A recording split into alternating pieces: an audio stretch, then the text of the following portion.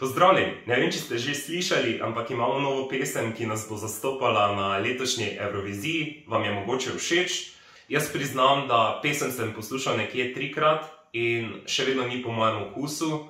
Jaz se z izborom najbolj ne strinjam, ampak imamo, kar imamo in pač podprimo Ano in ji zaželimo v bistvu čim boljši nastop in pa uvrstitev na letošnji Evroviziji. Zdaj zmagala je lani s pesmijo Voda in moram reči, da ta letošnja pesem, ki se imenuje Amen ali Amen po slovensko, kajti pesem je v angleščini, je vseeno boljša, kot je bila Voda, vsaj po mojem mnenju, no. Ampak še vedno pa ni to tisto, kar bi si mogoče jaz osebno želel, da bi letos šlo na Evrovizijo. Čeprav sama Evrovizija je pač šov, en velik cirkus, bi lahko rekli, in pač bo, kar bo, pač treba se imeti fajn, treba se malo odklopiti in pozabiti na trenutno situacijo v svetu in mislim, da bo Evrovizija vsaj to dosegla. Zdaj, jaz tudi, če se ne strinjam z izborom, še vseeno mislim, da je Ana dobro pesem odpela, saj je dobra vokalistka, ampak pač sami pesmi nekaj manjka in to je spet po mojem okusu. V glavnem, mogoče ne vem, ali bolj upbeat pesem, da bi bila bolj vesela, mogoče da ne pošiljamo spet neke balade, ampak nič ni narobe v tem, saj so že balade zmagale v preteklosti, ne.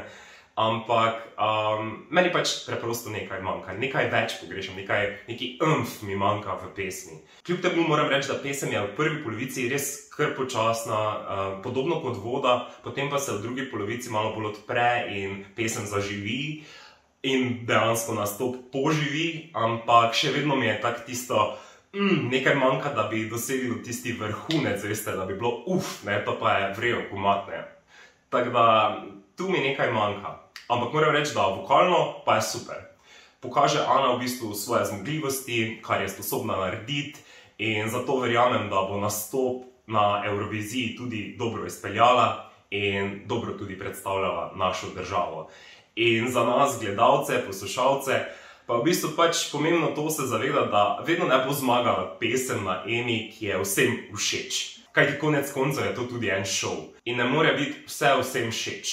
Ani želim obilo sreče in čim boljšo uvrstitev na letošnji Evroviziji. Bom držal pesti, da se Slovenija letos tudi dalje uvrsti in pač, da dosežemo neko dobro mesto.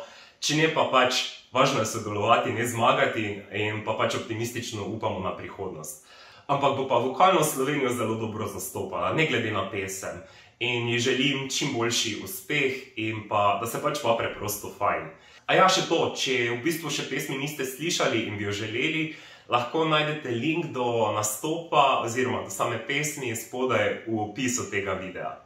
Me pa zanima, kako je, kaj vaše mnenje o letošnjem izboru, vam je pesem všeč ali ne, kaj pogrešate mogoče pri pesmi.